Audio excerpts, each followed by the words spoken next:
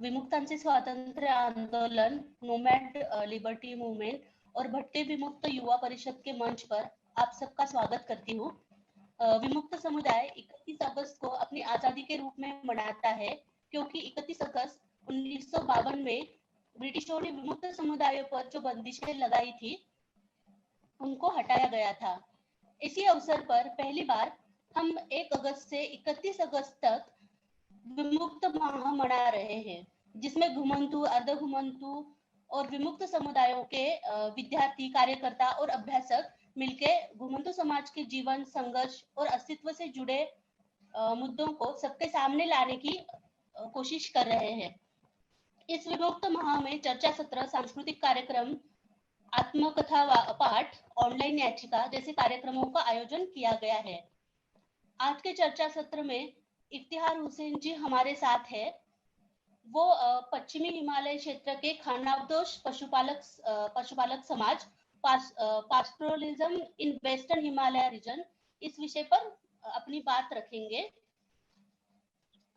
उन्होंने अजीम प्रेम जी विश्वविद्यालय से डेवलपमेंट स्टडीज में मास्टर की डिग्री हासिल की है, जिसमें उन्होंने पशुधन उत्पादन प्रणाली, live stock production system, ecology of development जैसे विषयों में गहन अध्ययन किया है। वे खुद एक पास्टोरल कम्युनिटी से बिलोंग करते हैं और उन्होंने अपने ग्रेजुएशन के बाद से ही पास्टोरल कम्युनिटीज के साथ उनके लाइवलीहुड, एजुकेशन, हेल्थ के मुद्दों पर रिसर्च, एडवोकेसी, ट्रेनिंग के माध्यम से काम किया है। वह Rajasthan state rural livelihood mission, centre for research and development policy, Srinagar, Jammu and Kashmir, centre for pastoralism, Delhi, इन संस्थाओं से जुड़े हुए थे। फिलहाल वे एक इंडिपेंडेंट रिसर्चर है। मैं इफ्तियार जी का स्वागत करती हूँ और उनसे आग्रह करती हूँ कि वो अपनी बात रखें। इफ्तियार जी। शुक्रिया अश्विनी जी, शुक्रिया अपनी और सभी का शुक्रिया नोमैड लिबर्टी मूवमेंट का बहुत बहुत शुक्रिया कि उन्होंने इस तरह से मतलब चीज़ों को ऑर्गेनाइज किया और इस तरह से जो भी पास्टोरल कम्युनिटीज हैं, नोमैड कम्युनिटीज हैं, उनकी एक आवाज़ को आगे आने में बड़ी कोशिश की। जब वो भी इस टाइम पे जब ये चीज़ काफ़ी आगे बढ़ के आई है कि बंद हुआ, मगर उसी के दौरान में जो भी कम्युनिटीज़ हैं उन्होंने इस तरह की चीज़ों का फ़ायदा उठाया, जो कि उनकी आवाज़, जैसे ऑनलाइन सोशल मीडिया का चीज़ें हैं, उनका फ़ायदा उठाया और आवाज़ को आगे बढ़ाने की काफ़ी भरपूर कोशिश की। तो मेरा जो आज का एक छोटी सी प्रेजेंटेशन बनाई है और जो भी एक छोटा सा टॉक है वो इसी पे है कि पास्टोरलिज्म जो है, वो नोमैडिज्म, जो भी कम्युनिटीज़ हैं वो हिमालय में किस तरह की हैं। ये ज़्यादा फर्क नहीं है हिमालय में या फिर दूसरी तीसरी जगह पे, जिस जगह पे जैसे सभी का जो भी कल्चरल अंडरस्टैंडिंग है इकोलॉजी का या फिर जहाँ पे वो रहते हैं वो सिमिलर ही होता है, जबकि स्लाइड थोड़ी बहुत चीज़ें अदल बदल होती हैं, क्योंकि यहाँ का समाज जो है वो काफ़ी ऊंचाई पे रहता है हिमालय में। तो अक्सर देखा गया है जो भी नोमैडिक कम्युनिटीज हैं वो ऐसी जगहों पे रहते हैं जहाँ पे आमतौर पे दूसरा कोई समाज ठीक तौर से नहीं रह सकता, जहाँ पे घास फूस बहुत कम है, जहाँ पे चारा कम है, जहाँ पे पानी कम है। उन्होंने इस तरह का एक समाज इन चीज़ों के इर्द गिर्द बनाया हुआ है, जहाँ पे वो एक बड़ी आसानी के साथ तो नहीं मगर एक तालमेल के साथ वहाँ पे वो चलते हैं। तो इसी को लेकर मैं मतलब यही कोशिश करूँगा। ज़्यादातर मेरा जो भी रहेगा फोकस वो रहेगा जम्मू कश्मीर में जो नोमैडिक कम्युनिटीज़ हैं उन्हीं के ऊपर, वो भी गुजर बकरवाल और एक और कम्युनिटीज़ है जो अक्सर पहाड़ी बोला जाता है पर वो हिंदको है, फिर और ये लद्दाख वाली चंगपा कम्युनिटी, जो कि अभी फिलहाल में उसे नहीं, वहाँ पे मेरा कोई भी मतलब इतना है नहीं, तो मतलब मैं काफ़ी दूर पड़ जाता है, वहाँ पे नहीं जा है मेरा इतना अंडरस्टैंडिंग उस चीज़ को लेकर। पर यहाँ वाला जो है गुजर बकरवाल वाला, हिमाचल वाला या फिर जम्मू कश्मीर वाला, उसी पे है ना। तो चीज ये है कि अगर देखा जाए कि क्योंकि अक्सर देखा गया है जो भी नोमैडिक कम्युनिटीज हैं वो उनको देखा गया है कि शायद वो छोटे छोटे थोड़ी जगहों पे रहते होंगे या फिर कितना ही वो करते, मतलब कितना ही कुछ होगा उनके पास, कुछ है नहीं या फिर कुछ नहीं। दुनिया का अगर कुछ एक बड़ा हिस्सा अगर देखा जाए, काफी बड़ा हिस्सा नोमैडिक और इंडिजिनस कम्युनिटीज के अंडर में आता है। इसमें थोड़ा सा फर्क है नोमैडिक और इंडिजिनस में, ये थोड़ा सा अगले थोड़ा सा आगे जाके क्लियर करूंगा। नोमैडिक कम्युनिटीज जबकि यहाँ पे पूरा ग्लोब का लगभग 37% जो एरिया है जमीन का उसको ऑक्युपाई करते हैं। तो अगर आप, और वो सबसे हार्श हार्श सबसे ज्यादा जो भी जहाँ पे रहने के लायक, मतलब आम तौर पे जिंदगी बसर नहीं हो सकती वैसी जगहों पे नोमैडिक कम्युनिटीज सस्टेन करती हैं। और ये जैसे कि आप फोटो देख सकते हैं, फोटो में मेरा दोस्त ही है फोटो में, तो इस जगह मतलब पहाड़ पे है, बिल्कुल खरी जगह है वहाँ पे, बहुत ही संकरी सी जगह है। यहाँ पे आप देखेंगे तो यहाँ पे जो मौसम है, क्योंकि ये पहाड़ है चारों तरफ, मौसम भी छोटा लोकल वेदर सिस्टम होता है वहाँ पे, इस तरह से क्रिएट हो जाते हैं, कुछ ऐसी जगहें हैं। तो ये वहाँ पे आप देख सकते हैं जो भी है सब चीज़ें कुदरती तौर पे आपको इस्तेमाल करने में कुछ भी इसमें ऐसी वैसी चीज़ नहीं है जो मतलब बाहर से आती हो। ये इंडिजिनस जो आइडियाज टेक्नोलॉजीज वो जो रहती हैं उसी को इस्तेमाल करके सब कुछ बनता है, और इसी के इर्द गिर्द सारा जो कल्चर है, सोशियोलॉजी है या फिर इकोलॉजी का अंडरस्टैंडिंग इसी के इर्द गिर्द में ही बनता है। तो ये पूरी तरह से क्लियर नहीं है, पर फिर भी ये अंदाजा तौर पे चलती हैं चीज़ें। काफ़ी सारे जो भी सर्वे रहते हैं वो मतलब एक अंदाजन तौर पर ये कहते हैं कि कुछ 47 करोड़ के मतलब के बराबर मतलब की जो पॉपुलेशन है वो इंडिजिनस लोगों की है, और लगभग 5,000 वो ट्राइब्स को बिलोंग करते हैं, कहीं 90 मुल्कों में वो रहते हैं। पर ये ज्यादा भी है क्योंकि अगर आप देखेंगे नॉर्थ वेस्टर्न हिमालय में कुछ जो मुल्क हैं जहाँ पे ये अभी तक रिकॉर्ड उतनी अच्छी तरह से नहीं बने हैं, डॉक्यूमेंट नहीं किया गया है कम्युनिटीज के बारे में। तो ये है, तो उसी तरह से फिर पास्टोरलिज्म है। अब थोड़ा सा यहाँ पे ये आ जाता है, चीजें एक दूसरे के ऊपर आ जाती, कौन क्या है ये हो जाता है। जैसे आप अफ्रीका में देखेंगे, वहाँ पे जितनी भी ज्यादातर जो भी ट्राइब्स हैं वो सारी की सारी इंडिजिनस कहते हैं। तो यहाँ पे जब हम साउथ एशिया में बात करते हैं तो इंडिजिनस मतलब एक जगह पे, छोटी सी जगह पे मतलब जंगलों में रहने वाले या फिर इस तरह से सेटल कम्युनिटीज ट्राइब हैं उस तरह कहते हैं। तो वो इंडिजिनस पर जो डेफिनेशन है वो ये कहता है कि मतलब इंडिजिनस ट्राइबल्स भी हैं, बशर्ते ये हैं कि ट्राइबल ये सॉरी ये पास्टोरल भी हैं जो कि एक जगह से दूसरी जगह पे अपने खाने के लिए, अपने लाइवलीहुड के लिए जाते हैं। तो यहाँ पे ये, और सबसे बड़ी चीज ये है कि अगर देखा जाए कि जो भी इंडिजिनस कम्युनिटीज हैं वो पूरी दुनिया में 80% इकोलॉजिकल डाइवर्सिटी है वो उन्होंने ही बचा के रखी हुई है अभी तक। तो काफी बराबरी की, मतलब बहुत बराबरी, काफी ज्यादा बराबरी होती है कम्युनिटीज के अंदर, औरत मर्द में, और काफी ज्यादा मतलब ध्यान दिया जाता है इन चीजों पे। और जो नॉलेज सिस्टम है इनका वो ट्रैवल करता है, ओरली रहता है, क्योंकि आपके पास किताबें लिखने का या फिर इतने बोझ उठाने का वक्त नहीं होता, या फिर आपके पास और जरूरी चीजें करने के लिए होती हैं, तो इसीलिए ये ओरल चीजों में ज्यादा रहता है। तो गाने या फिर सिंबल किसी चीज पे बने होते हैं या फिर रिचुअल्स रहते हैं, ये सारा जो नॉलेज सिस्टम है ये इनको ही यही यही यही चीजें क्रिएट करती हैं। तो तो काफी बार ये ओवरलैप रहता है कम्युनिटीज में, कौन सी कम्युनिटी क्या है और कौन सी कम्युनिटी क्या है। बट यही है कि हमें इंडिया में पर्टिकुलरली ये देखना होगा कि जब हम इंडिजिनस बोलते हैं तो उसमें नोमैडिक कम्युनिटीज भी एज एन इंडिजिनस ही हैं। ऐसा नहीं है कि उनको जब हम काउंट करते हैं तो डेफिनेटली हमारे नज़र में इंडिजिनस नहीं आती, जबकि इंडिया में लगभग 4 करोड़ 40 मिलियन के बराबर नोमैडिक नोमैडिज्म प्रैक्टिस करने वाले लोग हैं। और उसमें काफ़ी उनमें से अलग भी काफ़ी सारे जो हैं वो सेटल भी हो गए हैं और काफ़ी सेमी सेडेंटराइज्ड हैं। मतलब कभी-कभी वो करते हैं, कभी-कभी 1 साल में हो सकता है घर यहाँ पे है, फिर करके वो मतलब अपने भेड़-बकरियाँ छोड़ के फिर वापस आ जाते हैं कुछ टाइम के लिए, तो उस तरह से हैं। तो जैसे ये एक छोटा-सा उदाहरण सा है कि यहाँ पे अगर आप बाहर ये ग्लोबल जो इंडिजिनस पीपल का मतलब कहाँ-कहाँ पे आइडेंटिफाइड है, किस तरह से, अगर अफ्रीका में आप देखेंगे तो जो कम्युनिटीज़ हैं वो मोस्टली सारी की सारी नोमैडिक कम्युनिटीज़ हैं। तो पास्टोरलिज्म प्रैक्टिस करती हैं वो।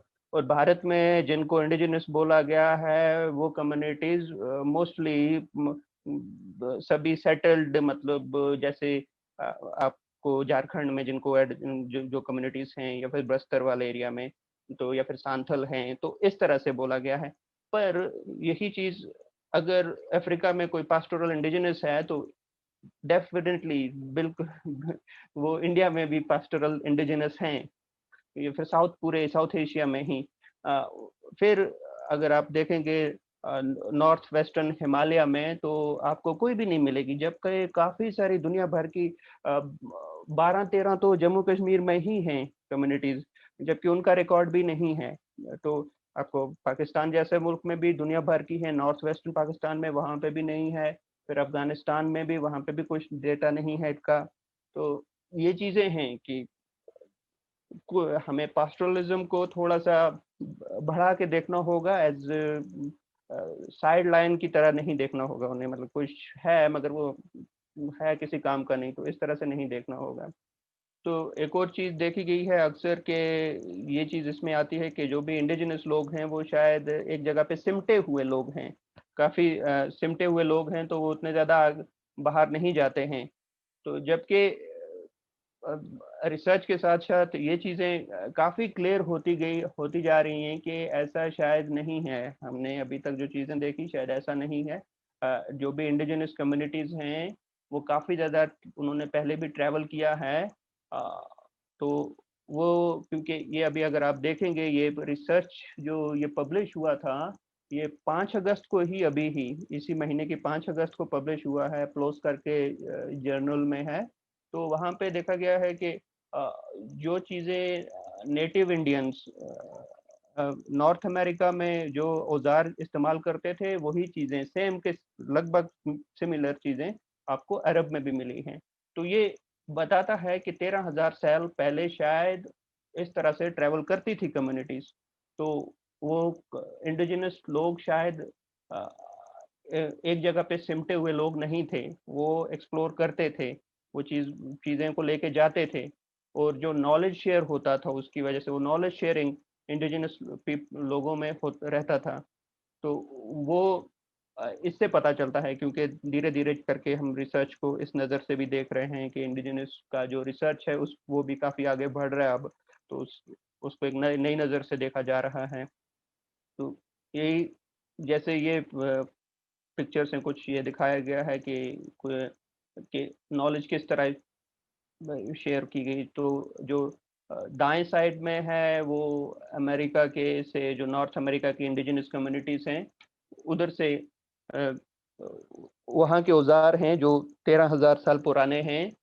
और जो इस साइड दाएं साइड हैं तो वो जो अरब मुल्कों से मिले हैं औजार। तो ये बताता है कि नॉलेज शेयरिंग जो बहुत बड़ा एक रहा है कि, और उससे एक जो करंट मॉडर्न डेवलपमेंट रहा है, ये मतलब लैंग्वेजेस का, जैसे कि नेक्स्ट स्लाइड, तो उसमें ये बताने का कि नॉलेज शेयरिंग एक बहुत बड़ा हिस्सा है इनका पास्टोरल कम्युनिटीज का। और नॉलेज शेयरिंग डेफिनेटली अगर आप देखेंगे कि पास्टोरल कम्युनिटीज बहुत ज़्यादा ट्रैवल करती थी, तो एक जगह से दूसरी जगह जाना, उसके साथ साथ वो नॉलेज भी गैदर करती थी, कोई नई चीज़ साथ में लाना, नई चीज़ कहीं लेके जाना, वो भले ही जानवर हो या फिर कुछ कुछ और टूल हो, कुछ नया, तो ये पास्टोरल कम्युनिटीज एक knowledge sharing, knowledge gathering communities भी हैं साथ साथ में। फिर उसी के साथ साथ जो लैंग्वेज का डेवलपमेंट है वो भी इसी के साथ ही रहा है कि अगर आप अगर नॉलेज शेयरिंग नहीं है, अगर उसमें इस तरह से कम्युनिटी आपस में इंटरेक्ट नहीं होती हैं, तो बेशक उसमें लैंग्वेज का डेवलपमेंट में काफ़ी इफेक्ट पड़ता है। जिस और ये इस तरह से पता चलता है कि साउथ एशिया और सेंट्रल एशिया में बहुत ज़्यादा पास्टरलिज्म की वजह से ही जो लैंग्वेजेस हैं जैसे इंडो डार्डिक है, इंडो ईरानियन है, तो ये लैंग्वेजेस एक दूसरे पे एक एक दूसरे से जुड़ी हुई हैं कहीं ना कहीं से। तो ये जो लैंग्वेजेस का डेवलपमेंट भी है, ये पास्टरलिज्म के थ्रू ही गया है, ये नोमैडिक कम्युनिटीज के थ्रू ही गया है। तो शायद मैं आपको अभी तक शायद मैं बोर भी कर रहा हूँगा, पर ये चीज़ है कि मैं अब थोड़ा जम्मू कश्मीर की कम्युनिटीज़ की तरफ मुड़ता हूँ। तो जम्मू कश्मीर में जो कि था कि 1999 में गवर्नमेंट ने रिकमेंड की थी कुछ 7 कम्युनिटीज़, तो कि इन कम्युनिटीज़ को आप शेड्यूल ट्राइब की लिस्ट में डालिए। तो ये साइड में 2011 का जो सेंसस है उसमें ये है कि ये काफ़ी सारी कम्युनिटी उसके बाद इंक्लूड की गई, जो कि इस तरह, तो वो ज़्यादातर लिंग्विस्टिक बेस पे हैं यहाँ पे जो कम्युनिटीज़ का ट्राइबल उनका है कि अगर उनको ट्राइबल का दर्जा आप देते हो अंडर द इंडियन कॉन्स्टिट्यूशन, वो लिंग्विस्टिक बेस पे होगा। जिस तरह से काफ़ी बल्ती है, सिपी है, गडी है, शीना दर्द है, तो गुजर और बकरवाल है। तो पर उसमें ये हुआ कि एक पहाड़ी कम्युनिटी है जो कि लिटरली इसका यही मतलब है पहाड़ों में रहने वाली, अ, वो उनकी जुबान जो है वो हिंदको हिंदको बोलते हैं। तो उसको ये दर्जा नहीं मिला, वो ये दर्जा नहीं मिला, वो अभी तक जारी है उनका ये। तो गुज्जर जो कम्युनिटी है, गुज्जर और बकरवाल अराउंड कोई 22 लाख है, उसी तरह से हिंदको करके है वो 10 लाख है।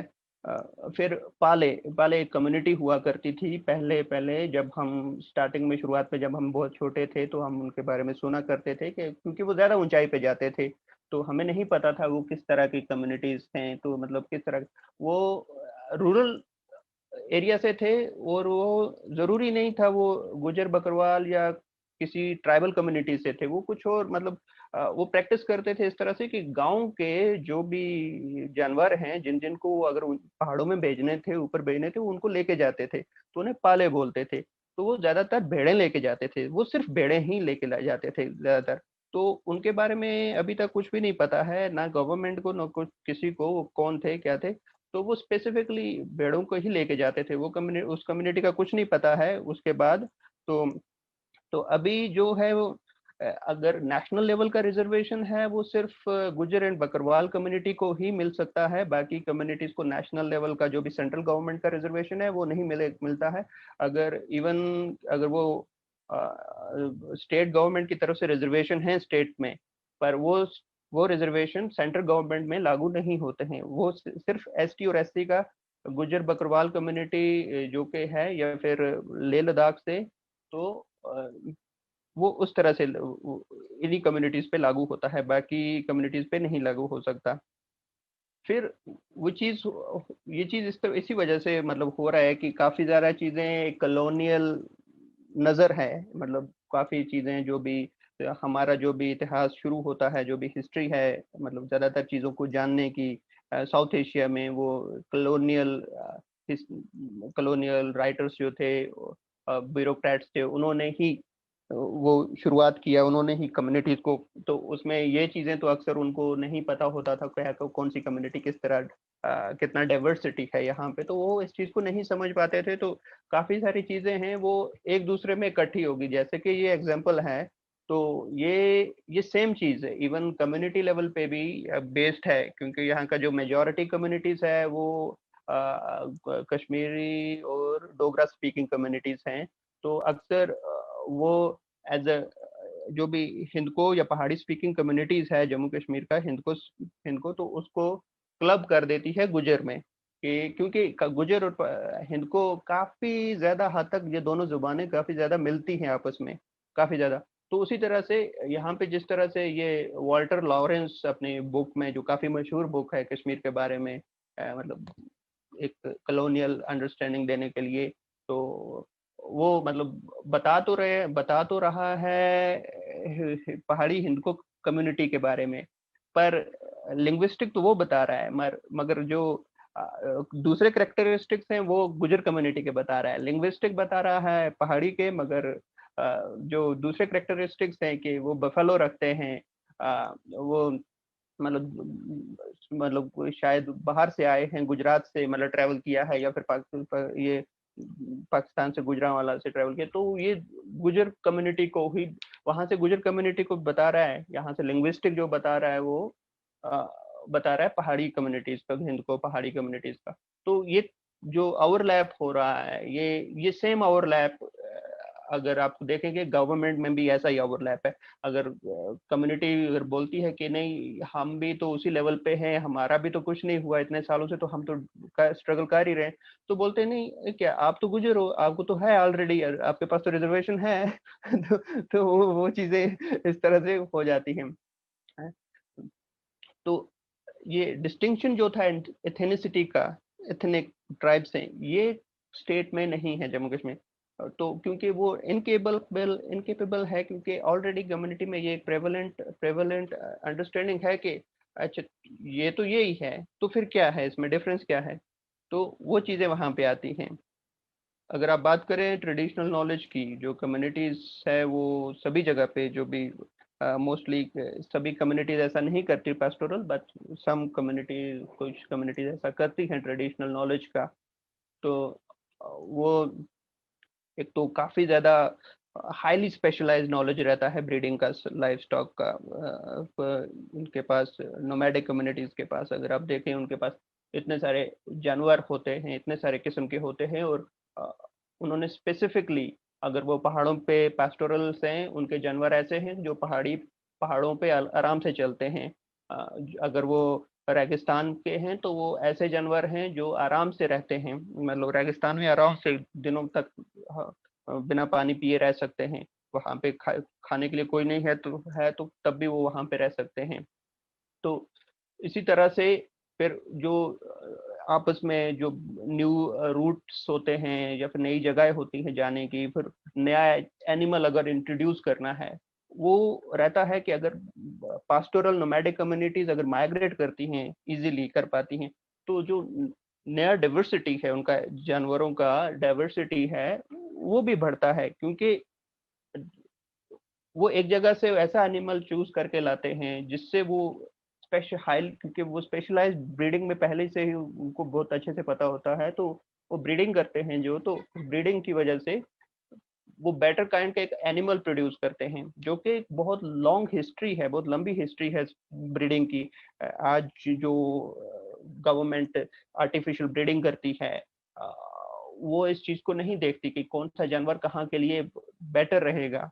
वो सेम जानवर का साउथ में भी वही ब्रीडिंग डिपार्टमेंट है, नॉर्थ में भी कहीं भी तो डिपार्टमेंट वही है, तो वो सेम काइंड का ब्रीडिंग हर जगह पे आर्टिफिशियल इंसेमिनेशन जानवरों में करती है।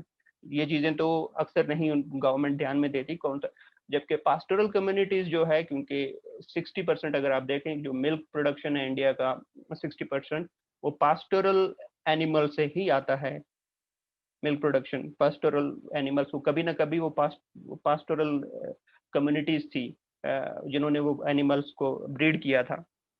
तो ये चीजें ध्यान में नहीं दी जाती तो सभी जगह पे, क्योंकि फिर वो अनसस्टेनेबिलिटी क्रिएट करती है। फिर हाईली एडेप्टिव होती हैं कम्युनिटीज, एडवर्स क्लाइमेटिक पैटर्न्स को देख के ही चलती हैं। मतलब इनको पता रहता है कि मतलब आराम से ये चीजें, तो वक्त का अंदाजा रहता है कब बारिश होगी। इस साल अगर बारिश हुई है तो आगे मौसम कैसा रहेगा, फिर वो उसी को देख के चलते हैं। और जो भी एनिमल्स रहते हैं, क्योंकि आप पास्टोरल हमेशा काफी सारे जानवर आप अपने पास रखता है, वो एक किस्म का जीन बैंक है। जीन बैंक एक ट्रेडिशनल जो भी एनिमल्स हैं उनके पास, वो उनका जीन बैंक रख एक टाइप का है। तो वो चीजें आपको बाहर नहीं मिलेंगी, जो भी गवर्नमेंट क्रिएट करना चाहती है जीन बैंक, पर वो वो शायद जेनेटिक के थ्रू करना चाहती है। यहाँ पे लाइव ब्रीड चलती है जो कि जेनेटिक एक किस्म के बैंक्स हैं वो जीन को सेव करने के लिए। तो जो भी ब्रीड्स रहती हैं हाईली रेजिस्टेंट रहती हैं एनिमल्स की, क्योंकि काफी ज्यादा उनको उसी चीज को ध्यान रख के वो बनाई गई होती हैं। तो अलग अलग जीन्स उनको इसी तरह से, जैसे अगर आप नोमैड्स के कुत्ते देखेंगे कितने एग्रेसिव रहते हैं, वो पर्टिकुलरली ध्यान में रख के उन्होंने वो उनको ब्रीडिंग उनकी करवाई होती है। तो जो जानवर ऐसे हैं जो दूर दूर तक चल सकें, कोई कम पानी पीने के लिए, कोई ज्यादा बोझा उठाने के लिए, तो किसी में वो डर के जीन ज्यादा डाले होते हैं। जैसे कि इंडियन गवर्नमेंट क्या करती है कि इंट्रोड्यूस करती है ये ऑस्ट्रेलियन और न्यूजीलैंड की भेड़ें इंडिया में, बोलती है तुम ये पालो ये पालो। पर परेशानी क्या है कि जब भी वो किसान वो भेड़ें रखता है अगर, तो क्या होता है कि जब भी भेड़िया या फिर लेपर्ड जैसा कुछ भी आता है, तो उन भेड़ों से वो जीन निकाल दिए गए हैं, डर के जीन। तो वो डरती नहीं है, उनको पता नहीं होता है डर क्या चीज है क्योंकि उनसे पहले से वो जीन निकल निकल गए हैं, उनको ये नहीं पता होता है, तो डरती नहीं है। तो भेड़िया आता है आराम से 10-15 को मार के चला जाता है, तो उनको पता नहीं है छुपना कैसे है, भागना कैसे है। तो उन्होंने वो जानवर देखा नहीं है। तो यहाँ पे जो स्पेसिफिकली जो पास्टोरल कम्युनिटीज हैं, ये ऐसे जानवर ब्रीड करती हैं जो कि इन चीजों को अपना ख्याल खुद रख सकें ज्यादा टाइम। ये देख सकते हैं, मतलब यही, मतलब ये एक फोटो जो है वो ऋषिकेश में जब मैं काम करता था, तो ये वहाँ पे भैंसें हैं, गोजरी भैंस है ये। तो ये काफी दूर तक पहाड़ों में चल के जा सकती है ये भैंस। और मतलब ये भैंस अगर चलेगी नहीं तो दूध कम देना शुरू कर देती है। तो जैसे ही गवर्नमेंट ने वहाँ पे ये लगाया कि बाउंड्रीज लगाई कि नहीं नहीं नहीं नहीं, जंगल में नहीं चढ़ सकती ये, तो वाइल्ड लाइफ को मतलब खतरा है, वहाँ का ग्रासलैंड पूरा खा जाती है। तो क्या हुआ कि ये भैंसें जो दूध देती हैं, इनका दूध बिल्कुल कम हो गया। अगर ये भैंसें चलेंगी नहीं तो दूध कम देती हैं ये। तो स्पेसिफिकली ये चलने के लिए बनाई है। इन भैंसों को चलना अच्छा लगता है। उसी तरह से वो, अगर आप वो देखें, वो बर्फ में जैसे गाय हैं, ये पहाड़ी गाय हैं, मतलब बहुत ऊंचाई पे रहती हैं। तो अगर आप इनको इनको ज्यादा खिलाने की कोशिश करोगे, आप सोचोगे नहीं ये बहुत कम दूध देती हैं, 1-2 लीटर दूध क्या हुआ।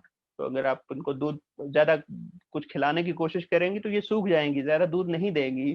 तो तो ये उसी चीज में ज्यादा खुश हैं। या फिर कुत्ता आप देखेंगे, ये बकरवाल ज्यादा कम्युनिटी ज्यादा ये रखती है, ये कुत्ते रखती है, बकरवाल कम्युनिटी ज्यादा रखती है। तो ये कुत्ते, तो ये बहुत ज्यादा लड़ाकापन होता है इनमें, बहुत ज्यादा ये पर्टिकुलर किस्म के कुत्ते होते हैं, बिल्कुल अलग किस्म के। तो इसी तरह से सभी जानवरों को एक एक किस्म के अलग अलग रख के इन्होंने एक जीन बैंक सा क्रिएट किया होता है कम्युनिटीज ने। तो चैलेंजेस क्या हैं अब कम्युनिटीज को जम्मू एंड कश्मीर में? तो सीधी सी बात है कि अगर आप देखेंगे चैलेंजेस क्या है, चैलेंजेस एक गवर्नमेंट है और कंजर्वेशनिस्ट है, फिर आर्मी है। तीनों फोटो यहाँ पे मैंने इसी लगाए हैं कि गवर्नमेंट, क्योंकि गवर्नमेंट में काफी सारा एक बड़ा डिपार्टमेंट है जो कि जिसे फॉरेस्ट डिपार्टमेंट कहते हैं, और वो इंडिजिनस कम्युनिटीज को और पास्टोरल कम्युनिटी को एज एन इनक्रोचर मानते हैं। वो ये चीज नहीं मानते कि नहीं, ये कम्युनिटी ये इकोलॉजी का एक हिस्सा है, ये इवन इकोलॉजी को बढ़ाते हैं या फिर इकोलॉजी की हेल्प करते हैं डाइवर्सिफाई ग्रो करने में। उन्हें ये चीज नहीं समझ में आती। तो उनको किसी न किसी तरह से आपने टारगेट वाला काम पूरा करना होता है कि किसी न किसी तरह से हमने इतने स्ट्रक्चर्स गिराए, जबकि उसी टाइम पे आप टूरिज्म वाला काम देखें तो उन्हीं जंगलों में टूरिज्म के होटल बन रहे होते हैं, मगर वहां से इंडिजिनस कम्युनिटीज को बाहर निकाला जाता है। पहले ये आप राइट में देखोगे कि इस तरह के लोग स्ट्रक्चर बनाते थे। तो धीरे धीरे करके आप अगर राइट साइड का सबसे लास्ट वाला फोटो देखोगे तो लोग अब इस तरह के टेंटों में बंद रहते हैं, क्योंकि गवर्नमेंट लकड़ियां नहीं काटने देती अब। तो ये काफी मुश्किल होता जा रहा है, क्योंकि उसकी वजह से क्या होता है कि आप टेंटों में रहते हो तो एक बहुत खराब सी, कभी भी आग लगने की वो रहता है टेंटों में, या फिर आप छतें लगा लेते हो कुछ, तो उसमें हमेशा ना कुछ खतरा रहता है।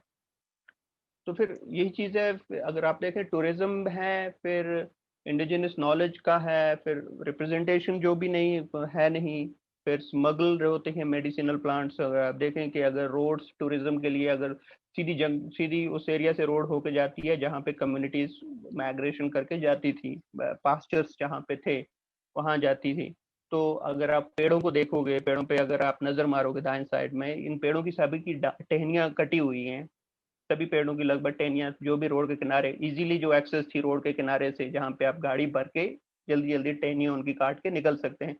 तो ये कौन करती हैं, ये जो सेटल्ड हैं कम्युनिटीज, दूसरी कम्युनिटीज हैं, या फिर स्मगल जो करते हैं, तो क्या करते हैं कि जैसे ही रोड है यहाँ पे, अब मैं रात को गाड़ी लेके आऊंगा तो काट के लकड़ियां तो ले जाऊंगा, तो नेक्स्ट डे को किस पे लगेगा, नहीं जी तुम, ये कम्युनिटीज लेगी करके। तो क्या रहता है, एक टसल जिप बन जाती है, गवर्नमेंट हमेशा सिर पे चढ़ी रहती है।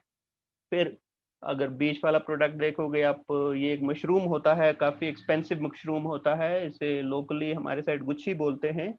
तो इसी तरह के हजारों मेडिसिनल प्लांट्स हैं जिनका ना ही डॉक्यूमेंटेशन हुआ है प्रॉपरली। अगर डॉक्यूमेंटेशन होता है तो वो एक मॉडर्न नजरिए से होता है, ना कि कम्युनिटी के नजरिए से। जैसे कि काफी सारे प्रोडक्ट ऐसे हैं जो कि जरूरी नहीं उनका मेडिसिनल ज्यादा यूज हो, पर उनका स्पिरिचुअल यूज ज्यादा है। कुछ ऐसे मेडिसिनल प्लांट्स हैं जिनका मेडिसिनल यूज कम पर स्पिरिचुअल यूज ज्यादा है। तो उस चीज को एक यूनिवर्सिटी लेड एक मॉडर्निटी वाला जो है, मतलब एक वो, मतलब पढ़ा के आप कि नहीं हमको डॉक्यूमेंट करनी है चीजें, वो चीज नहीं हो पाती, क्योंकि वो डॉक्यूमेंटेशन रहता है एक अलग नजरिए से। कम्युनिटी आपको प्लस वो चीज बताती भी नहीं इतने जल्दी कि इसका क्या यूज है। वो आपको मोटे तौर पे, अगर आप जाएगा, कोई बाहरी इंसान जाएगा उसको डॉक्यूमेंट करने के लिए मेडिसिनल नॉलेज को, वो मोटे तौर पे बताएंगे नहीं इससे कमर में दर्द ठीक हो जाता है, इससे इसमें आप टांग टूटी हुई है ये लगाओ तो ठीक हो जाता है, बस इतने तौर पे। पर उसका स्पिरिचुअल वो अंडरस्टैंडिंग नहीं बताएंगे, क्यों? क्योंकि ऑलरेडी वहां पे रूल्स ले डाउन रहते हैं, रूल्स काफी सारे होते हैं कम्युनिटी के अंदर कि कौन सा मेडिसिनल प्लांट आप कितना निकाल सकते हो और कौन निकाल सकता है। वो चीजें कम्युनिटी यूजली किसी को नहीं बताती, क्योंकि फिर स्मगलिंग करने वाले बाहरी लोग होते हैं, वो कम्युनिटी से ये चीजें पूछते हैं थोड़ी बहुत, फिर वो स्मगल करना शुरू करते हैं। क्योंकि वो रूल्स, इस इन रूल्स को फॉलो नहीं करते, जो भी रूल्स लेड डाउन कम्युनिटी के अंडर होते हैं, जैसे जिसे बोलते हैं इज्न बोलते हैं हमारे साइड, तो वो चीजें, ये चीजें फॉलो नहीं करते, तो स्मगलिंग अलग से शुरू हो जाती है।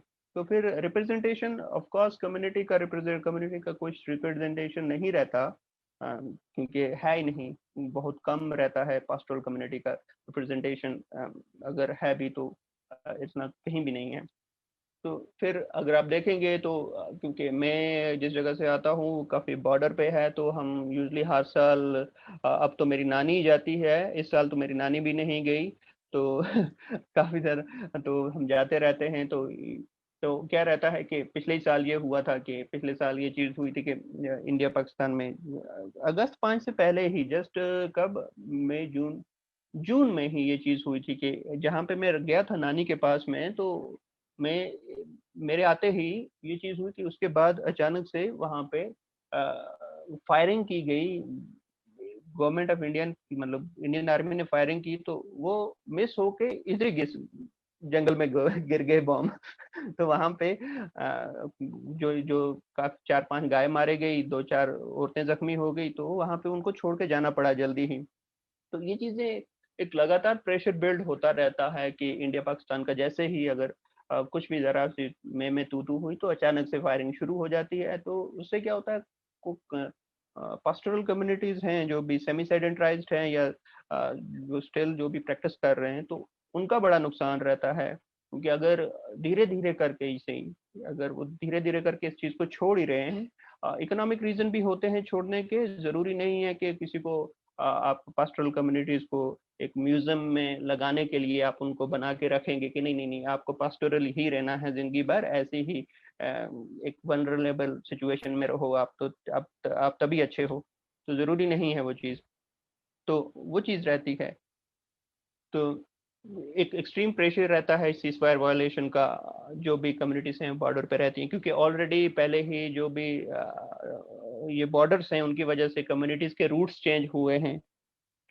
तो फिर आर्टिकल 370 का क्या रहा, क्योंकि ये अब ये तो क्योंकि ये चीज तो होनी है, ऑफ कोर्स इसका बहुत बड़ा असर रहना है, क्योंकि रिस्ट्रिक्शन इमीडिएटली रिस्ट्रिक्शन लगी नेक्स्ट डे, क्योंकि अगस्त का महीना था, अगस्त 5 को इमीडिएटली रिस्ट्रिक्शन लगी, क्योंकि जिन जो माइग्रेशन करते हैं दूर, तो उनके लिए ये काफी चीजें मतलब जरूरी होती हैं, तो नेक्स्ट डे रिस्ट्रिक्शन लगी, तो कम्युनिटीज जो भी माइग्रेट करती हैं अपर रीजन में, वो खटक से उधर ही अटक गई, तो न आगे के न पीछे के, वो पीछे आए, पीछे जैसे हट वापस, और क्योंकि सारे के सारे पास्चर आर्मी ने अपने अंडर ले लिए काफी जगह पे, क्योंकि वो चीजें पास्चर्स थोड़ी सी फिर भी रहने लायक जगह बनी होती है, तो आर्मी की नजर पहले वहीं पे होती है कि यहाँ पे जगह बनी है ऑलरेडी, तो हमको अपने कैंप ही लगाना है, तो इस तरह से रहता है।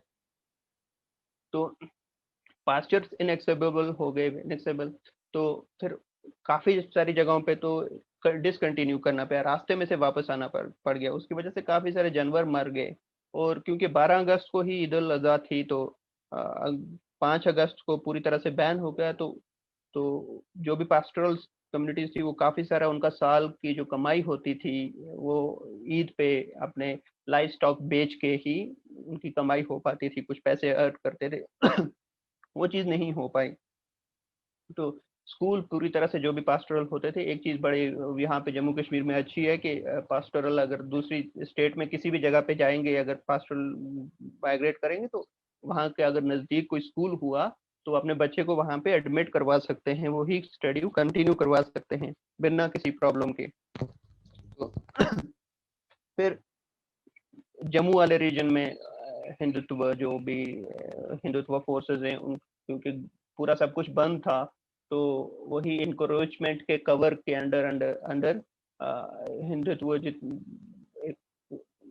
वो पूरी तरह से एक क्या करना जी, काफी जोर जबरदस्ती करनी गुजर बकरवाल कम्युनिटीज के साथ, जो जम्मू में है पर्टिकुलरली, काफी ज्यादा चीजें उनको सहनी पड़ रही हैं अभी भी, क्योंकि गवर्नमेंट एक तरफ से काफी हाथ दे बटाती है हिंदुत्व फोर्स का इधर जम्मू वाले रीजन में, जो बायस है कम्युनिटी की तरफ। तो चीजें और आगे कैसे बढ़ सकती हैं, क्या हो सकता है आगे, तो पहले ये चीज है कि कम्युनिटीज को आइडेंटिफिकेशन करना कि नोमैडिक और पास्टोरल कम्युनिटीज है, उनको प्रॉपरली आप आइडेंटिफाई कीजिए। फिर FRA 2006 का जो है वो काफी हेल्प कर सकता है कम्युनिटी के हाथ में पावर देने के लिए, क्योंकि एलीट कंजर्वेशन एक बड़ी प्रॉब्लम बना हुआ है हर जगह पे। नेशनल पार्क को कहीं ना जहाँ पे मर्जी आती है आप उसी को नेशनल पार्क घोषित कर देते हो। टूरिज्म काफी ज्यादा मतलब अननेसेसरीली टूरिज्म जो बढ़ता जा रहा है, मतलब एक टाइप का प्रोपेगेंडा सा शुरू है कि टूरिज्म जहाँ पे भी होगा वहां पे फायदा ही होता है। तो वो जो एक तो प्लस ऊपर से फॉरेस्ट डिपार्टमेंट के ऑर्डर्स जो कि जबरदस्ती फोर्सफुली आपको वहां से निकालते हैं। फिर जो करंट स्टेट में जो भी रिजर्वेशन का पैटर्न है, वो क्योंकि बाकी कम्युनिटीज तो उसको यूज नहीं कर सकती, पास्टोरल कम्युनिटी, तो उसको मतलब सेंट्रल गवर्नमेंट के की नौकरी में या फिर एडमिशन में वो कम्युनिटी यूज ही नहीं कर सकती, तो क्या ही फायदा आया फिर। तो फिर एडवाइजर्स जो होते हैं जम्मू एंड कश्मीर का, वो कम्युनिटीज से पास्टोरल कम्युनिटी से कोई भी नहीं है गवर्नमेंट को, जो भी क्योंकि यहाँ पे गवर्नर के पास एडवाइजर्स होते हैं और वो बड़े पावरफुल होते हैं लोग होते हैं, तो वो इन कम्युनिटी से पास्टोरल कम्युनिटीज से कोई भी नहीं है, जो कि काफी हेल्पफुल हो सकता है, क्योंकि अगर आप किसी जो चीज को जानेंगे तो तभी कुछ उस पर काम भी होगा। तो जो ट्रेडिशनल मेडिसिनल नॉलेज है उसके ऊपर काम होना, पर्टिकुलरली प्रॉपर काम होना, ऐसे नहीं कि आप कुछ भी मतलब लिख दो उस पे या फिर फिर आप उसे बोलोगे हाँ जी ठीक है यही काम है। क्योंकि मोस्टली ब्राह्मणिकल एकेडमिया ऐसा ही करता है, क्योंकि आप अगर देखें काफी सारी स्टडीज आप अगर गूगल पे पहले टाइप करोगे तो सिंपल आपको स्कोपिंग स्टडी मिलेगी एक IIM के द्वारा की हुई, जो कि कचड़े से ज्यादा कुछ भी नहीं है। मतलब आप कम्युनिटीज का ये भी नहीं पता लगा रहे कि कम्युनिटीज जुबान कौन सी बोलती है। तो काफी सारी बड़ी बड़ी एजेंसी उनको फंडिंग करती है, मगर वो कचड़ा रिपोर्ट मतलब नॉलेज प्रोड्यूस करते हैं वो। तो एक ब्राह्मणिकल नॉलेज सिस्टम है, उससे भी बचना है, क्योंकि अक्सर जो भी ये एनजीओज इनका है या फिर इनका यूनिवर्सिटी से कोई भी आता है, वो उनको बड़ा रोमांटिसाइज लगता है ये कि वो ट्रेडिशनल मेडिसिनल नॉलेज, इंडिजिनस लोग, ये रोमांटिक सा पिक्चर दिखता है तो खटक से छलांग लगाते हैं उसमें। तो फिर बैक्स और डोका, बैक्स होता है पास्चर्स ही होता है, डोकास भी पास्चर्स ही बोलते हैं उसे हम, चारागाह। तो उनका एक्सेस होना, कि वो चीजें अक्सर फ्रीली एक्सेस नहीं होती वो। तो ये चीज थी, मतलब मैं कुछ बनाना चाहता था, होप सो कि मुझे थोड़ा बहुत शायद मैं क्लियर कर पाया। थैंक यू, इतना ही था। अगर कोई सवाल है अभी तो मैं शायद सवाल बेहतर तरीके से कर पाऊँ। थैंक यू युक्तिकार जी, आपने बहुत ही महत्वपूर्ण जानकारी हमें बताई। कुछ लोगों ने सवाल पूछे हैं। जी जी जी जयंत कामड़े जी है, तो उन्होंने जो आपने स्पिरिचुअल यूज ऑफ प्लांट्स और प्लांट्स प्रोडक्ट्स के बारे में बताया था, उसके बारे में और डिटेल में जानना चाहते हैं। जी, उसमें ये चीज है कि मैं आपको एक थोड़ा सा एग्जांपल ही दे देता हूँ कि स्पिरिचुअल एक जैसे एक मेडिसिनल प्लांट है, ये नर मादा बोलते हैं उसे, उसको नर मादा बोलते हैं।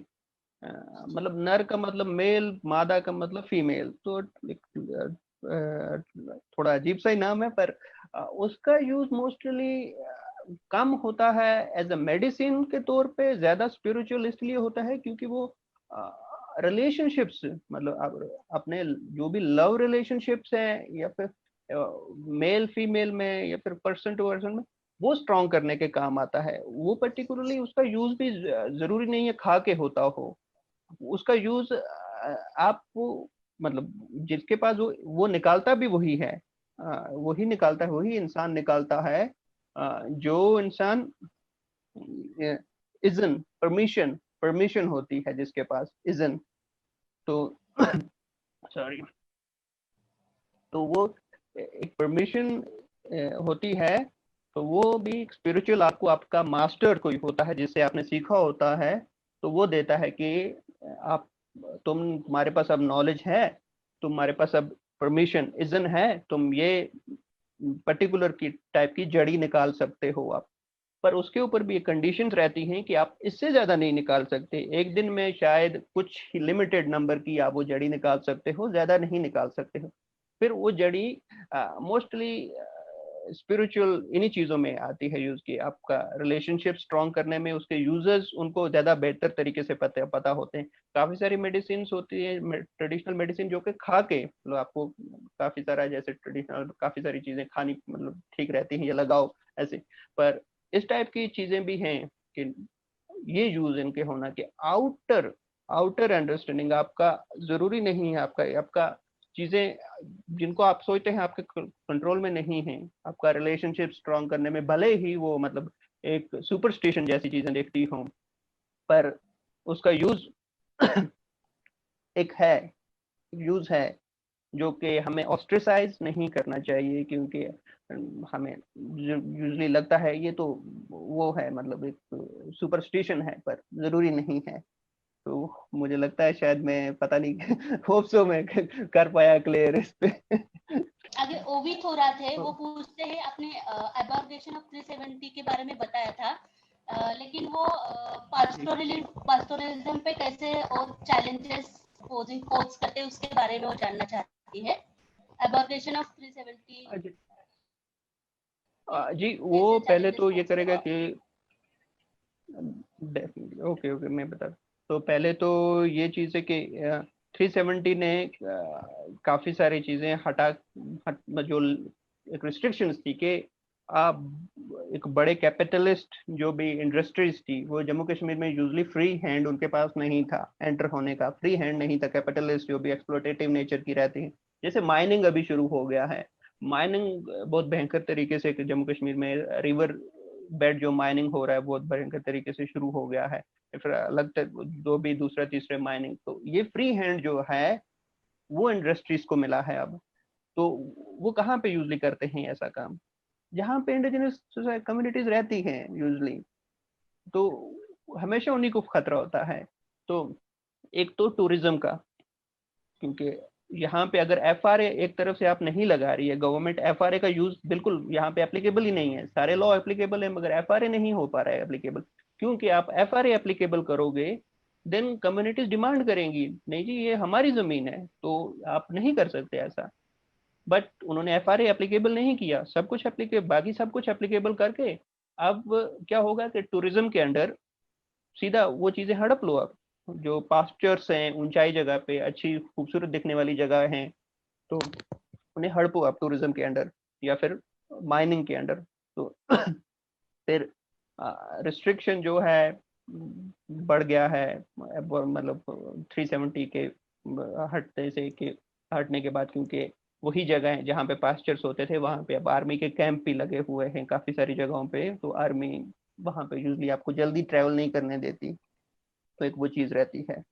ओवीजी ने कहती है कि उन्होंने ऐसे सुना है कि जम्मू कश्मीर के कुछ पार्ट्स न्यूली वेस्टलैंड एटलस में शामिल किए गए हैं, अच्छा अच्छा। तो उसका पास्टोरलिज्म पर कैसे अफेक्ट होगा, आप क्या सोचते हो? वेस्टलैंड यूजली उतना, क्योंकि वो थोड़ा सा प्लेन एरिया में रहता है, अब मुझे नहीं पता क्योंकि मैंने नहीं देखा कि वेस्टलैंड कहाँ कौन कौन सी जगह पे किया है, तो उसके लिए माफी चाहूंगा क्योंकि मुझे नहीं पता इतना कि कौन कौन सी जगह पे उन्होंने वेस्टलैंड किया, मतलब घोषित किया है, कौन कौन सी जगह पे इंक्लूड किया है।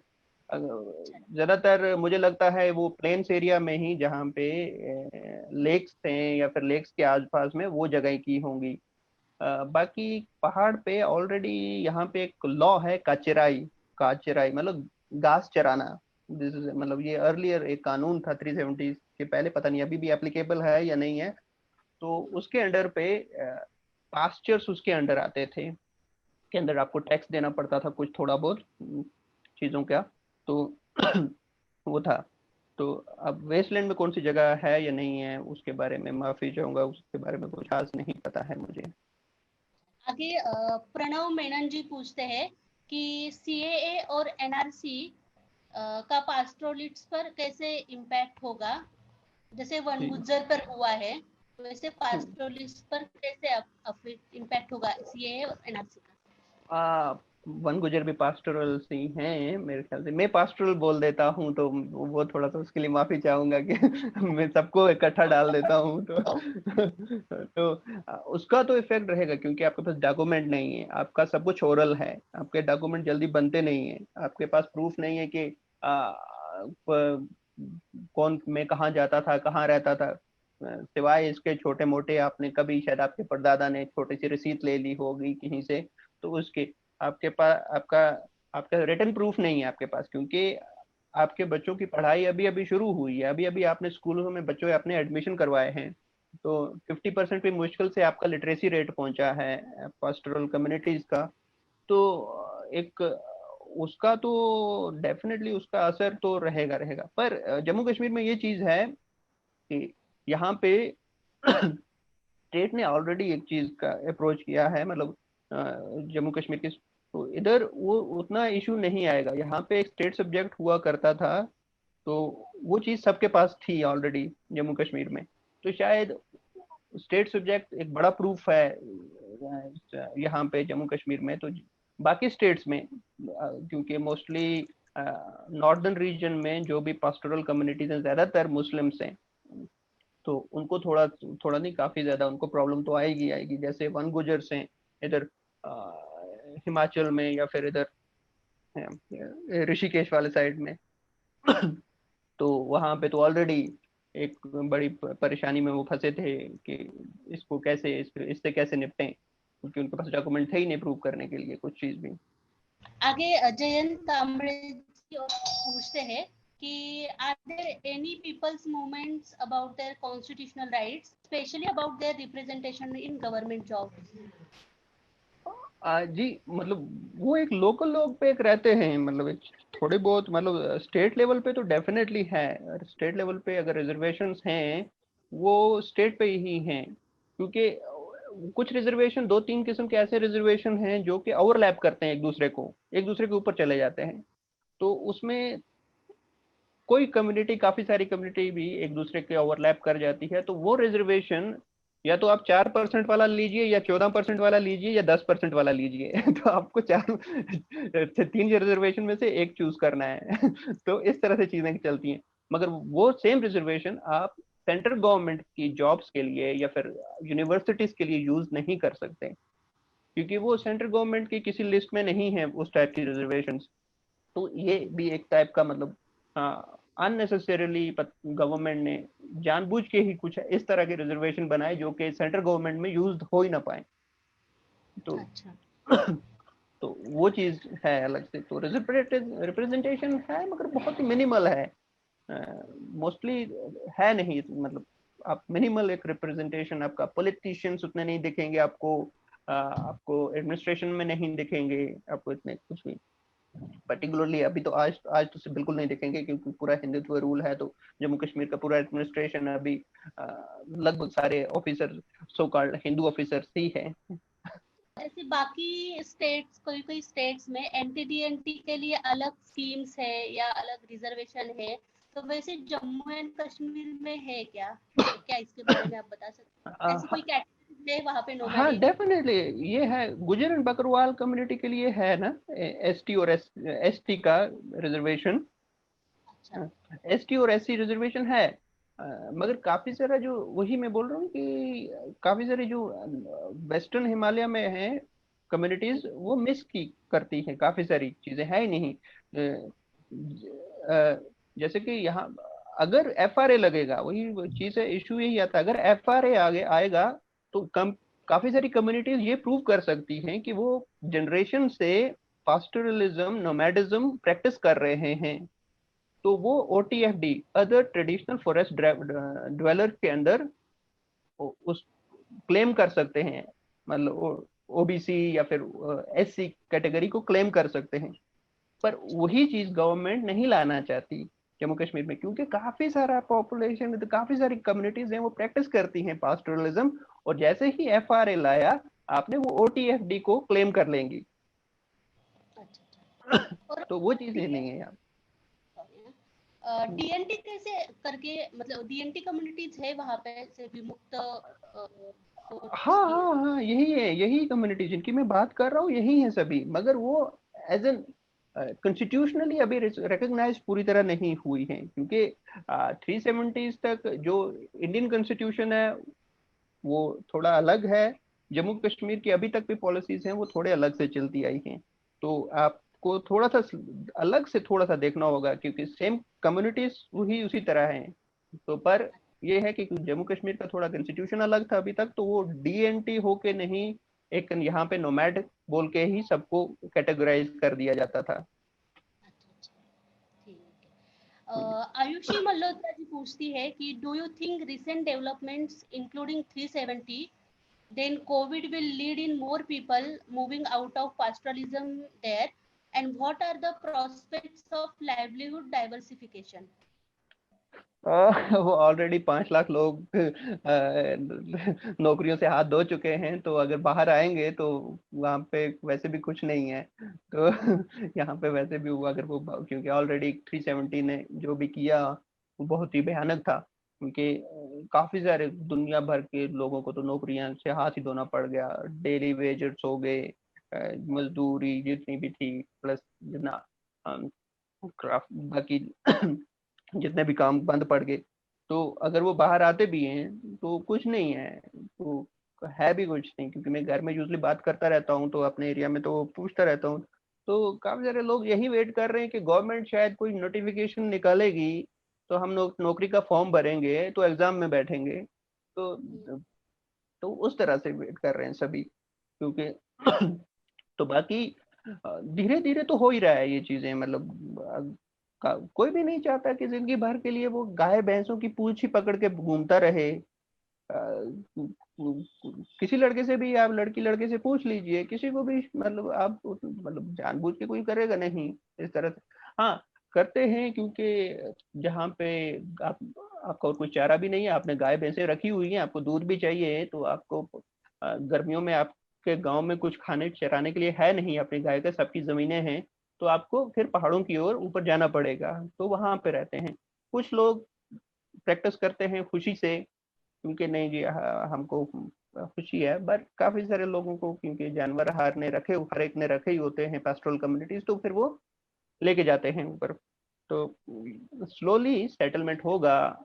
अब हमें ये भी एज्यूम नहीं करना चाहिए कि वो ना छोड़ें, तो वो उनको हम एक बना के रख लें, एक म्यूजियम का कोई प्रोडक्ट है नहीं, तुम भी पेस्टोरल हीरो जिंदगी भर, तो ठीक ही है, पर श्योर अब इस पे कोई भी डिबेट नहीं कर सकता, इंसान वो पेस्टोरल रहे या ना रहे, ये उनकी मर्जी है। आगे दीपा जी पूछती है कि what what is the very critical issue facing anti women in JK. हाँ, ये थोड़ा मुश्किल होगा क्योंकि मैं मर्द हूँ, तो मैं क्या ही बोलूंगा। तो फिर भी वो डेफिनेटली एजुकेशन वाला इशू रहता है, क्योंकि एक तो एजुकेशन वाला जो क्रिटिकल इशू है वही कि एजुकेशन एक सर्टेन क्लास, मतलब आप स्टैंडर्ड में पहुंचे हो 10वीं या 12वीं के ऊपर, आप जल्दी नहीं जा पाते हो, क्योंकि घर के काम इतने हैं, घर के काम इतने हैं। यूजली भी ऐसे भी एजुकेशन, अगर गुजर बकरवाल जो कम्युनिटीज है, ये बहुत लंबे डिस्टेंस में ट्रैवल करती है, ये लंबे डिस्टेंस में ट्रैवल करती है, तो इनके जो बच्चे हैं वो नहीं पढ़ पाते, और ज्यादातर जो भी ये मवेशियों को, माल मवेशी की देखभाल होती है, वो औरतें ही तो करती हैं। तो जब भी हम इस तरह के डिबेट करते हैं, इस तरह की चीजें लिखते हैं, तो औरतों का जो अंडरस्टैंडिंग है जानवरों को लेके, उससे उसे हम काउंट ही नहीं करते, क्योंकि अगर किसी जानवर को बीमारी भी हुई तो पहले पता चलती है औरत को वहां की, उसे हम काउंट भी नहीं करते। तो मोस्टली हम मर्दों के व्यू लेते हैं। तो अब जितने हो सकते हैं आपके दिमाग में आ सकते हैं, उतने इशू वुमेन फेस करती हैं, और उसमें दो राय है नहीं, क्योंकि सॉरी। तो वो चीजें हैं कि अभी जैसे एक तो काम जो है वो काफी सारे वुमेन के ऊपर पड़ते जाते हैं, क्योंकि मेल अगर साथ में लेबर भी कर रहा है, क्योंकि आपको पास्टरलिज्म आपको तो पूरी इनकम तो दे नहीं सकता, आपको सबको साथ में मजदूरी भी करोगे, तो वुमेन को जो अगर घर में अकेली हो गई या फिर कुछ हो रह गई, तो आपको ही फिर पहाड़ों पे रहना है, उधर घास इकट्ठा करना है, लकड़ियां इकट्ठा करनी है सर्दियों के लिए। तो ये वुमेन के इशू ही हैं, मतलब जो भी इशू है डेवलपमेंट का, वो अब वुमेन का ही है। तो सॉरी कि मैं अगर, क्योंकि शायद से मैं पूरी तरह से जवाब नहीं दे पाऊंगा इसके ऊपर, क्योंकि मेरा मर्द होना मतलब भी काफी तरह लिमिटेड है, देता है उस चीज को। आगे सिद्धार्थ सिंह जी पूछते हैं गाड़ीज इन Himachal Pradesh have gadis in Himachal Pradesh have increasingly been complaining about theft of livestock by plain dwellers. Is this an issue shared by other pastoral communities in Western Himalaya?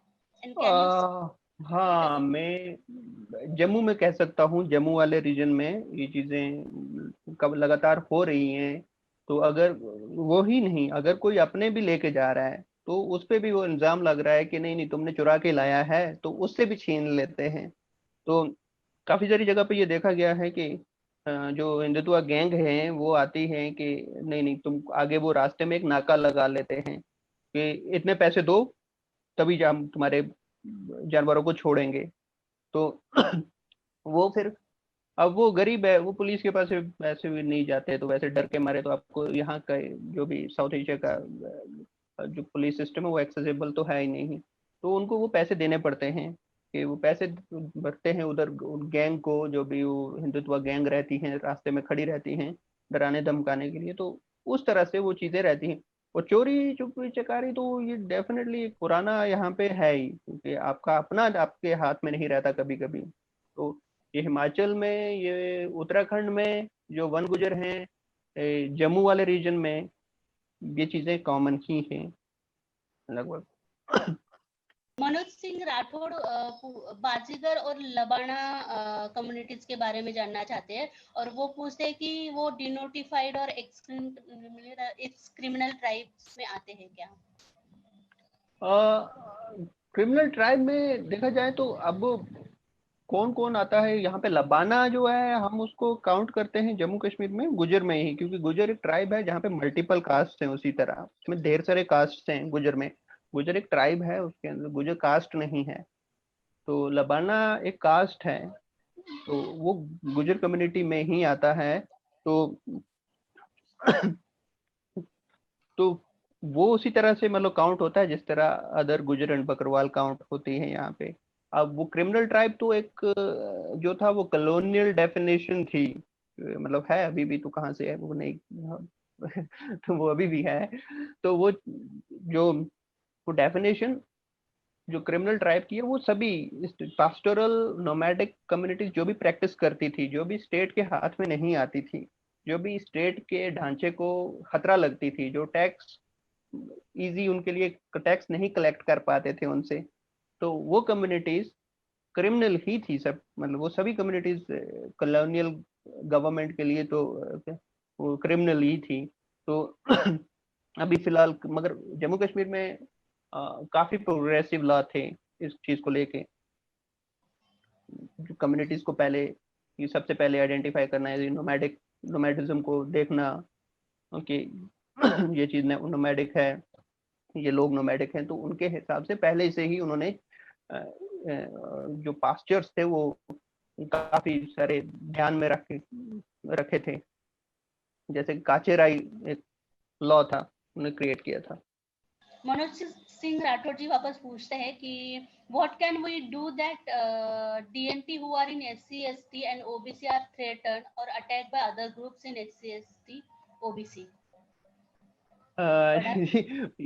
यही है कि अभी हम वही कर रहे हैं एक्चुअली। तो जैसे कि नोमैड लिबर्टी मूवमेंट है, तो हम एक इंफॉर्मेशन एटलीस्ट मतलब लोगों तक पहुंचे, लार्जर जो अथॉरिटीज है कि इस चीज को लेके मतलब आपको थोड़ा सा पता होना चाहिए कि दिस इज मतलब ये वे ऑफ लाइफ है। कम्युनिटीज हैं जो ये proper knowledge proper production system है, मतलब इनका वे ऑफ लाइफ है। तो ये इस चीज को जानना जरूरी है। ये कम्युनिटी यूजली नहीं पता रहता है, काफी सारी कम्युनिटीज इसको ध्यान नहीं देती है। मतलब काफी सारी गवर्नमेंट को भी ऐसा पता नहीं है, वो भी एक साइड लाइन कर देती है इन इश्यूज को। इन इश्यूज का पता होना चाहिए। जैसे 2021 का जो भी सेंसस आने वाला है, उसमें एक मुहिम लगी हुई है हमारी कि उसमें आइडेंटिफाई हो जो भी पास्टोरल कम्युनिटीज हैं, जो भी नोमैडिक कम्युनिटीज हैं, DNT एंटी कम्युनिटीज हैं, उनका आइडेंटिफिकेशन रहे। अब प्रॉब्लम यही है कि सवाल किस तरह के डालेंगे हम, कौन सी कम्युनिटी क्या है, कैसे पूछेंगे कि आप पास्टोरल हो कि नहीं हो। तो तो अगर आप डायरेक्ट हो तो वो मुहिम है। जैसे तो इसी तरह से मतलब जरूरी है, जिस तरह से इंडिजिनस कम्युनिटी चाहती है दूसरी इंडिजिनस कम्युनिटीज हैं जो सेटल्ड हैं, जैसे जो झारखंड में है या छत्तीसगढ़ में, जो एक कॉलम चाहते हैं रिलीजन का अपने लिए, उसी तरह पास्टोरल कम्युनिटीज का भी हो कि आपका प्रोफेशन जो पास्टोरल है कि नहीं है, आप पास्टोरलिज्म प्रैक्टिस करते हो तो आप नोमैडिक हो कि नहीं। तो वो चीजें जरूरी हैं। अच्छा, यह फॉरेस्ट राइट एक्ट के बारे में दो लोग पूछ रहे हैं। श्रीधर राममूर्ति पूछ रहे हैं कि what steps will you recommended to enable FRA implementation, and Pranav Menon पूछ रहे हैं what promise do you see of alternative counter mapping and evidence to assert FRA claims of pastoral communities? Definitely मतलब ना दोनों सवाल ही अच्छे हैं। मतलब दोनों दोनों ही जवाब के रूप में ही हैं सवाल। तो उन्हें ज्यादा ही पता होगा मेरे ख्याल से इस चीज के बारे में, अगर वो पूछ रहे हैं तो मैं उम्मीद करता हूँ। पर हाँ, अगर FRA होता है, मगर ये भी देखा गया है काफी जगह काफी स्टेट्स बहुत कतराते हैं इस चीज को लेके। FRA को काफी कतराते हैं, कितने सारे क्लेम रिजेक्ट करती है स्टेट्स में। कोई स्टेट भी अच्छी तरह से क्लेम्स को एक्सेप्ट नहीं कर रहा, एक दो स्टेट्स को छोड़ के। तो हिमाचल में तो बिल्कुल ही एक्सेप्ट नहीं करते।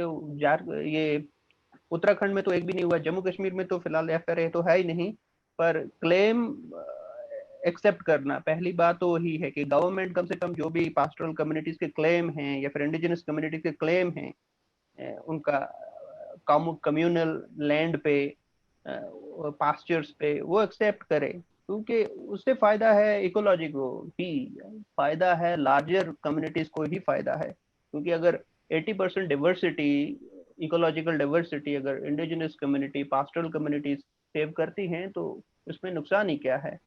तो हाँ, और वो एक सवाल, दूसरा सवाल था शायद मैपिंग के बारे में शायद। तो मैपिंग ऑफ कोर्स एक अच्छा टूल है, मतलब मैंने खुद किया है, मतलब थोड़ा सा, तो मतलब एक अच्छा टूल है। उससे ये रिकग्नाइज होता है, क्योंकि उससे एक पेपर वर्क भी हो जाता है कि कम्युनिटीज को एक आइडेंटिफिकेशन मिल जाती है, ये जगह आपकी है अब से, मतलब एक कम्युनल जगह है, उससे ये आइडेंटिफिकेशन भी होता है। तो एक्चुअली इकोलॉजी को सस्टेन या मेंटेन रखने में पास्टोरल कम्युनिटीज का अपनी अहम भूमिका मतलब निभाती है। जैसे हम प्लेन एरियाज में देखते हैं कि यहाँ पे सीजनल माइग्रेशन होता है, और जब किसानों की जमीन खाली होती है, जैसे ज्यादातर समर टाइम में, तो तब नोमैडिक जो कम्युनिटीज है वो अपने पशु लेकर वहाँ रहते हैं, और उन पशुओं से खेती को खाद मिलता है, और पशुओं को भी वहाँ चारा मिलता जी, है। तो ये साइकिल है, मतलब ना, जिससे किसानों को भी उनकी मदद होती है और नोमैडिक कम्युनिटीज को भी मदद मिलती है। लेकिन अभी हम देखते हैं कि जैसे बिल्कुल मार्केट बिल्कुल इकोनॉमी का भी बदलाव है, कृषि में भी बदलाव आया है, अब लोग 12 महीने बिल्कुल। खेती करते हैं, और मार्केट के जो खाद है मतलब उसका ज्यादा यूज होता है। तो इन सब का इन कम्युनिटीज पर कैसे असर हुआ है, मतलब आप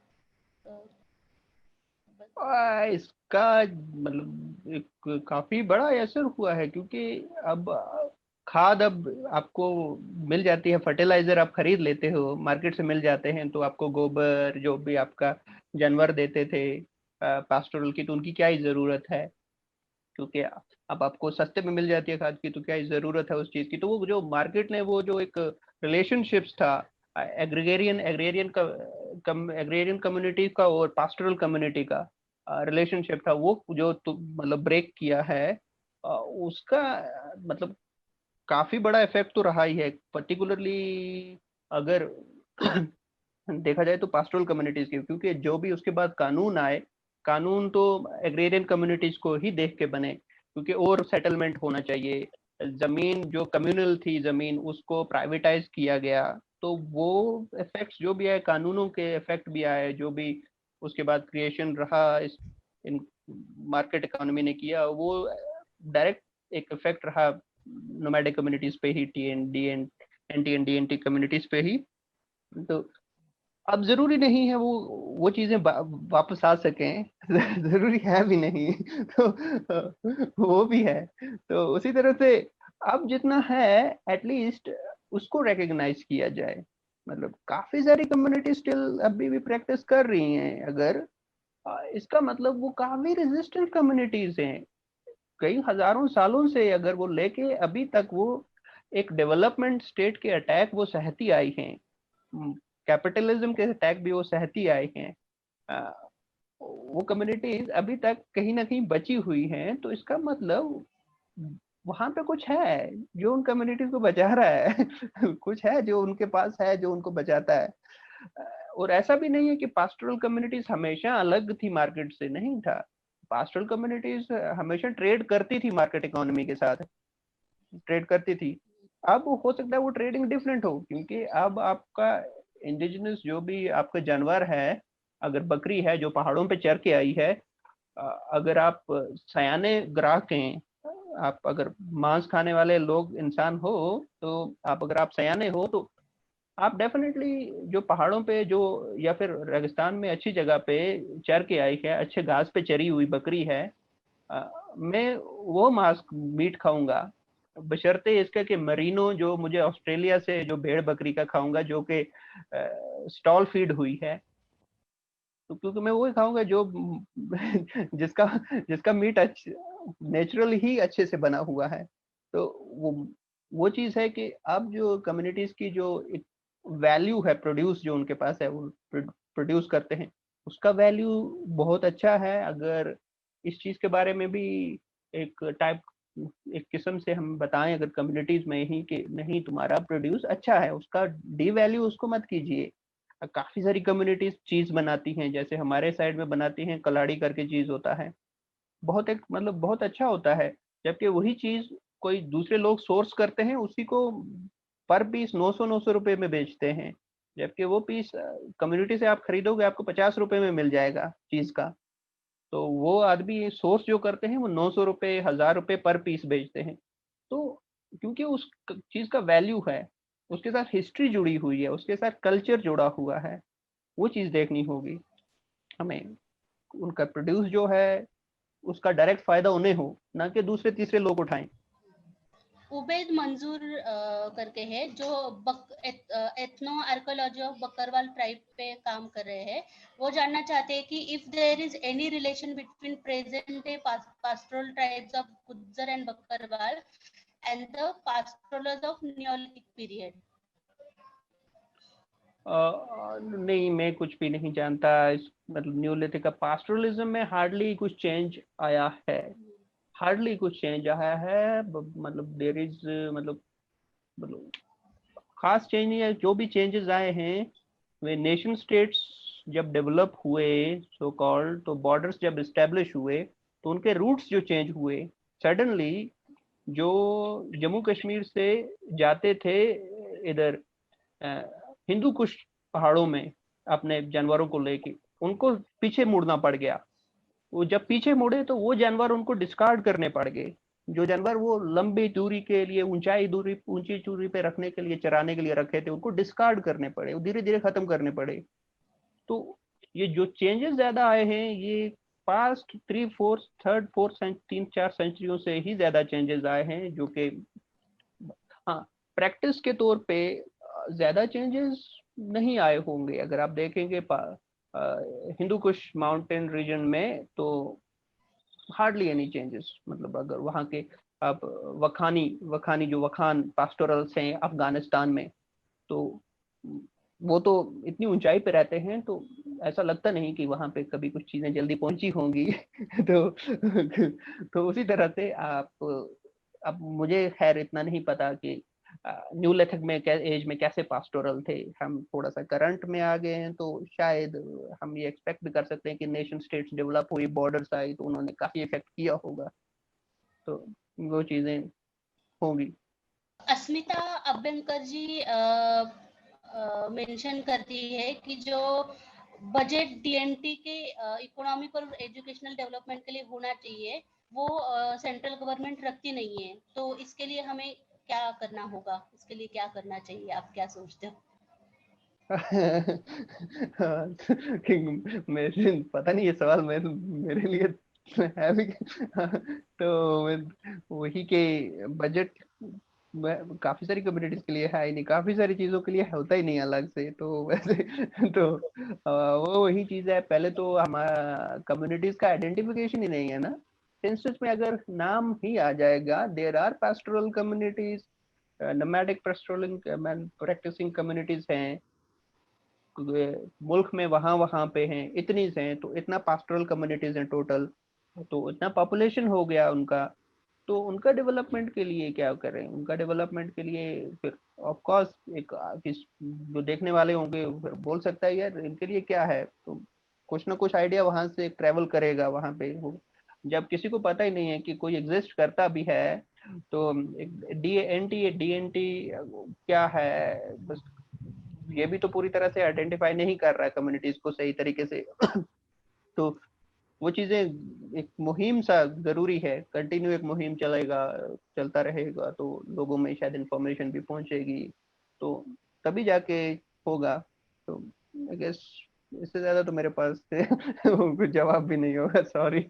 दीपाली वंदना जी जानना चाहती है कि कौन से साइड पे जम्मू कश्मीर के मतलब ट्राइब और कास्ट के बारे में जानकारी मिलेगी, क्या आपके रिसर्च और रीडिंग्स आप शेयर कर सकते हैं क्या?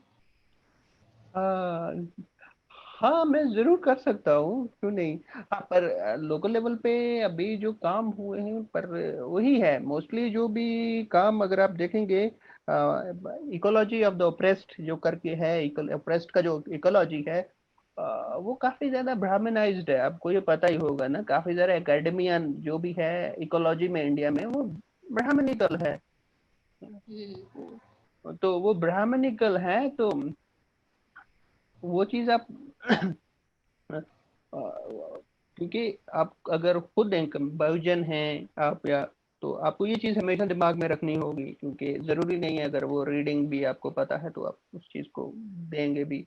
पर काफी सारा जो भी हमें नई नॉलेज एक्चुअली काफी अच्छी तरह से खुद ही प्रोड्यूस करनी है, खुद ही प्रोड्यूस करनी है। तो और जो भी श्योर, मैं मेरे पास जितना भी रीडिंग होगा मैं उससे शेयर कर दूंगा कुछ प्रॉब्लम नहीं है। आगे दीपाली वंदना अच्छा जी अच्छा, हाँ। पूछ have people refer their Dr. Ambedkar speeches, work and intervention, those related to this issue. क्योंकि एक चीज देखेंगे आप, क्योंकि this is a Muslim majority state and इसके पास मतलब अपना एक कानून था, अपना एक कानून था, मतलब अभी भी काफी हद तक है। तो इसका एक पॉलिटिकल हिस्ट्री डिफरेंट है, जम्मू कश्मीर का जो पॉलिटिकल हिस्ट्री काफी डिफरेंट है। दलित कम्युनिटीज जो कि आपको मिलेंगे इधर, रामबन वाला एरिया है, डिस्ट्रिक्ट है, या फिर जम्मू में है, वो काफी वो कम्युनिटीज डेफिनेटली फॉलो करती हैं। बाकी कम्युनिटीज मेरे ख्याल से, क्योंकि जम्मू कश्मीर का जो लॉ था अपनी तरफ से ही थोड़ा बहुत काफी प्रोग्रेसिव था रहा है, अपनी तरफ से काफी प्रोग्रेसिव रहा है, तो जो भी वो चीज कभी नहीं आई। और एक टाइप का इस्लाम जो है यहाँ पे जम्मू कश्मीर में, वो ऑलरेडी उसने काफी एक हिंट सा है एंटी कास्ट का।